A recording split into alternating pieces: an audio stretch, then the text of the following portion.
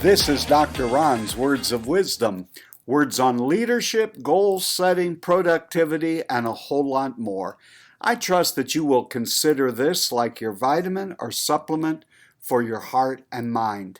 And wherever you receive podcasts from, would you please subscribe to Dr. Ron's Words of Wisdom?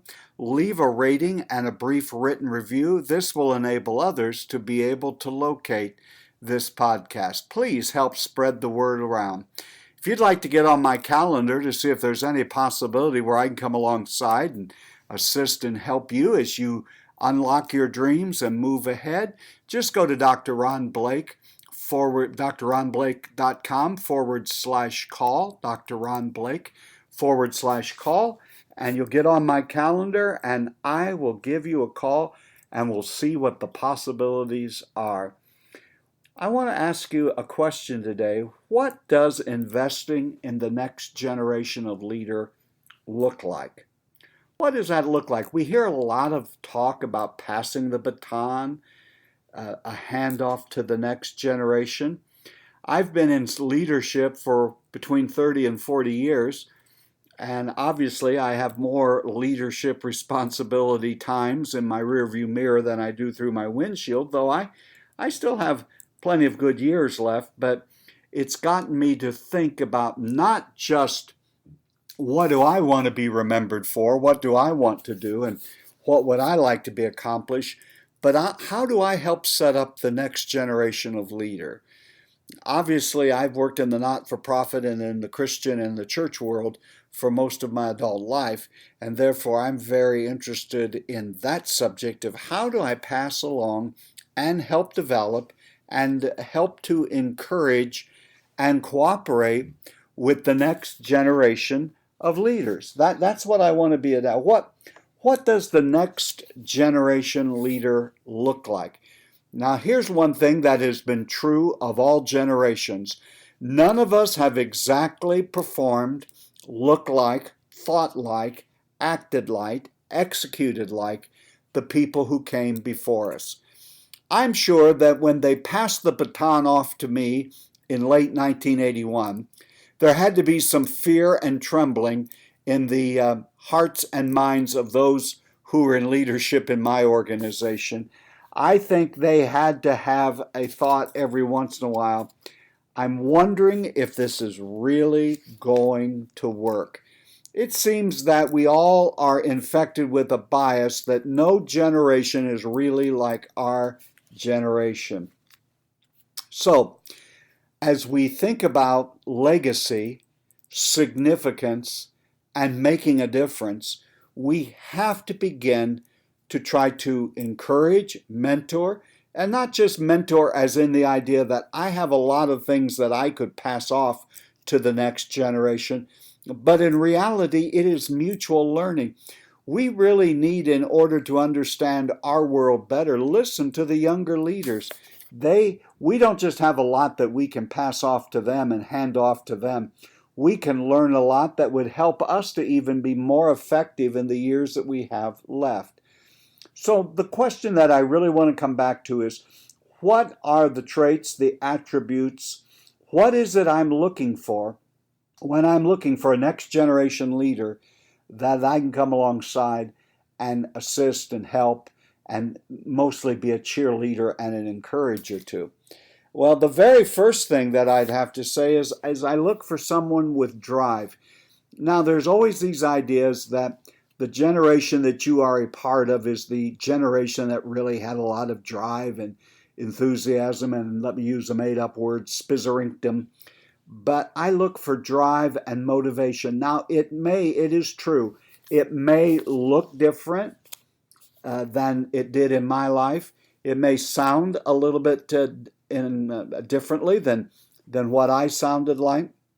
But I'm looking for that person who has a fire within them, who want to be all that God made them, who want to be the best that they can be, who are not only open to sharing their own ideas, but are very open to listening to others. Those are some of the things that I am looking forward to, that I try to spy out in a leader that I want to come alongside and see if I can be an encouragement and a help. I'm also very much looking for a positive attitude. Now, it doesn't mean that people who are wired with a little bit of a negativity can't be used, but it does seem to me, all things being equal, that a positive attitude and spirit will propel a person farther down the road. So I look at someone who, how have they handled the setbacks in their lives? Are they resilient? Do they snap back or do they throw their hands up? I'm looking for someone who has some drive and ambition. I know that in some quarters, ambition has become sort of a bad word. Some who are easily motivated, because at the end of the day, as much as I may think that I can motivate others, really about the only person you and I can truly, actually motivate is ourselves. We need people who, we used to call them self-starters, but they have the drive, they have the passion, they are easily motivated, and on top of all of that, the icing on the cake is that they're positive, they're resilient. Well, as I'm looking to what do I need to do with this next generation of leader, the first thing that I'm really kind of thinking about in these days is those are the people I need to start investing in. As you become a leader who's a little older, it becomes our default to spend time with people we know, the people who we maybe have spent a lifetime building relationships with. But I'm wondering what would happen for all of us who are 40 or older, 50 or older, who would look for someone a generation or two younger than us that both we could get into a partnership. I'm not talking about business partnership. I'm talking about a partnership where we can have a mutual trust, mutual respect, the mutual sharing of ideas and insights. Because what I am learning is that I need to learn as much about the culture and these generations as I have to teach them. Yesterday, I introduced a speaker to a group who was going to speak to us, and this is someone who I had mentored, put on staff, and she has now gone far, far beyond what I could have ever helped her with. And as I was giving the introduction, I talked about even when she was inexperienced or didn't have the experience, she wasn't inexperienced, there were a lot of subset of reasons why she was a good hire for me. One was she was from a product of the culture of the area where I was living, and I was not. She was also a good subject of different views than what I had. She was raised differently, had different background, and when there were things in the organization that I couldn't quite understand, she was sort of my guide. She was, in many ways, I called her my interpreter because she understood the culture. So by investing in her, she was also investing in me. She was increasing my knowledge. She was assisting and helping me to learn things that I may never have learned in any other way. So I don't want you to hear that investment is just a one-way street, that we're the ones doing the investing. This next generation has some things that they can invest in us. And what this investment means, certainly there is a financial cost to investing, to invest in training, and I'm all for that. But perhaps, if not in fact, one of the greatest investments that we can make in the next generation is to spend time with them, to give them the gift of our time. Another gift like that is the gift of listening to them. And more than listening to them, to actually hear what they are saying. That alone is a tremendous investment.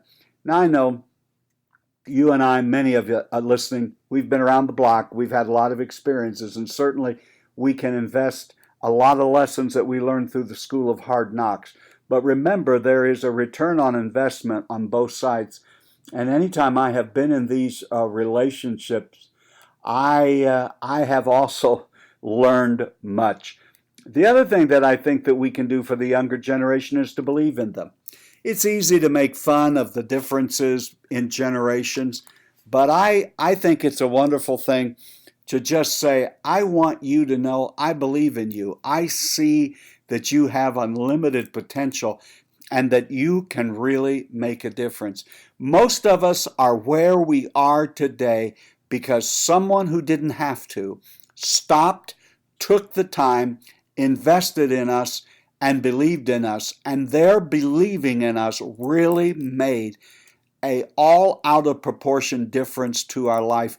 And for many of us, we would not be where we are today had someone not really stepped out and believed in us. The other thing is, it's going to be risky. There is a risk involved. You understand, getting out of bed in the morning is a risky proposition. There is some risk whenever you invest in anyone that they'll let you down. They'll not do it as well as you. They'll make a lot of mistakes. But here's the time for you to take a step back and say, you know what? The people who believed in me and invested in me lived through my mistakes, my sloppiness, my not understanding, my trial and error. And if the previous generation or the generation ahead of me was willing to do that for me, then it behooves me and it is my responsibility to take the same risk and to do it anyway. Yeah, they may mess up. They may not do it as well as you do, but somebody has to give them an opportunity. Someone has to give them a chance, and someone has to believe in them. I also like to share my vision with the next generation, but not just in broad strokes. I like to tell them the thing that goes into it and what I did to get to that process. All of the dreams I had to pass on. All of the goals and views that I had to say they're not as significant or important, that I believe this is what God created me to do. And I share my vision and help give them some practical tools to build their own vision and to buy into the vision that they have and that God's given them. I think one thing we have to understand going into it, I've alluded to it already, is if we're going to invest in the next generation of leader, at times it's going to be exceedingly messy. And there are some of us who just are repelled by messes. But life is messy. You and I have made messes. And when you invest in the next generational leader, just know it's going to be messy. Get a broom and a mop, help them clean up the mess, help them learn the lessons, move forward with them. If someone else in your organization is complaining or griping or thinking that you're crazy, you be the one to go and calm down the powers that be. You run interference for this next generation. Give them space to bake, to cook, and to become a finished project. It's okay if it's messy. At our age, we've had to clean up a lot of messes. But it's better to have the messes now so that they have applied learning. I think the last thing that I'm going to say about what does investing in the next generation of leader look like, we are here to help develop them. We are here to help them stretch, and in them stretching, I am more than confident that we ourselves will be stretched all out of proportion. Someone, I can think of them, they're in my mind's eye right this very moment.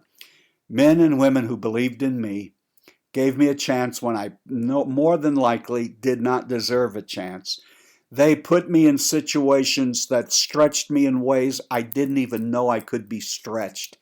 And because of that, and their wise advice and their wise counsel, I learned how to develop and I learned how to stretch. Leader, right now, would you consider seriously multiplying your own ministry by investing in the next generation of leader? You have been listening to Dr. Ron's Words of Wisdom, words on leadership, goal setting, productivity, and a whole lot more. I trust today this has been like a vitamin or a supplement for your heart and mind. And wherever you receive podcasts, would you please subscribe to Dr. Ron's Words of Wisdom? Leave a rating and a brief written review. This will enable others to be able to locate and find this podcast and benefit from it. And please do your best to spread the word about Dr. Ron's words of wisdom to your friends and neighbors. I want you to remember, my leadership friend, you are doing better than you think you are. You really are. And until next time, this is Dr. Ron saying, have a great and blessed day.